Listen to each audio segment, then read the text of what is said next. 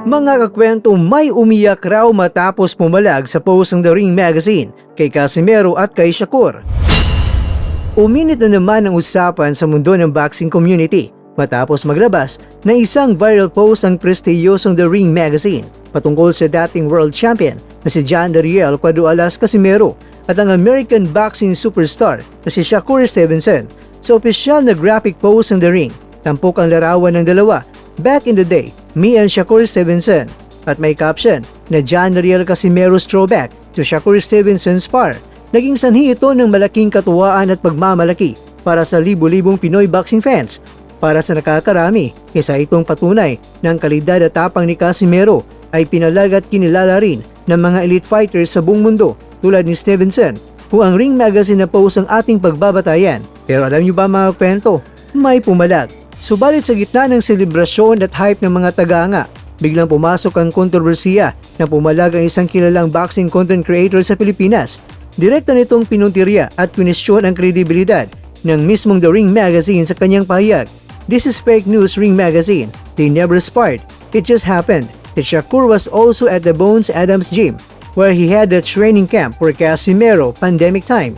Ayon sa nasabing vlogger, nagkasama lamang daw sa isang pasilidad sa Bones Adams Gym noong panahon ng pandemya, ngunit kailanman ay hindi daw nagharap sa ibabaw ng lona para mag-sparring. Kaya naman, narito ang reaksyon ng fans, dumagsa ang bashing at ang isyong inggit. Inggit lang yan, fans bumakbak sa critics.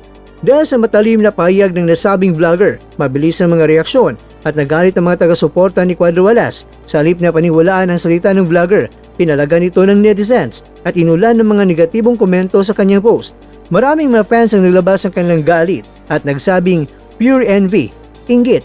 Umiyak na naman si Kabayan, inggit na inggit kay Casimero kasi hanggang ngayon kilala pa rin si Cuadualas sa international boxing media habang siya ay pilit na nangingialam.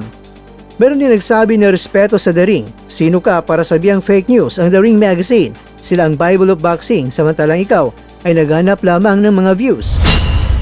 Habang patuloy mga kwento na nagtatalo ang magkabilang kampo, nananatiling mainit ang pangalan ni John Dariel Casimero sa pandaigdigang entablado ng boxing. Maging totoong sparring man o simpleng salpukan sa ensayo, ang katotohanan na nakipagsabayan siya sa isa sa mga sikat na boksingero ngayon na si Shakur Stevenson.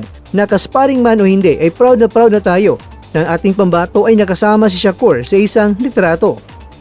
Mga kakwento, malinaw naman sa mga tagahanga ang kanilang mensahe. Huwag nang sirain ang moment ng kapwa Pilipino. Real recognizes real. Walang sinuman na nagsabi sa The Ring Magazine na sina Casimero at Shakur Stevenson ay nagkasparing talaga. Siguro ang The Ring Magazine ay sadyang may pinapaiyak lang sila. Aba teka, sino kaya siya?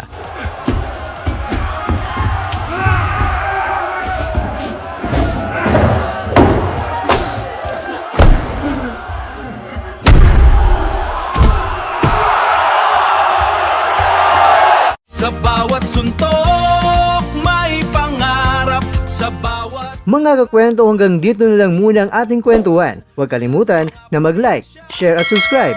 Ako po si Mr. Kwento. Ito ang mga kwentong maaring hindi pa nakwento sa inyo. Tayo ng boses ang hindi pa napapansin ng mundo. Samahan niyo akong busisiin ang bawat kwento at bawat sakripisyo ng mga mandirigmang mga Pilipino. Ito ang kwentong di pa nakwento.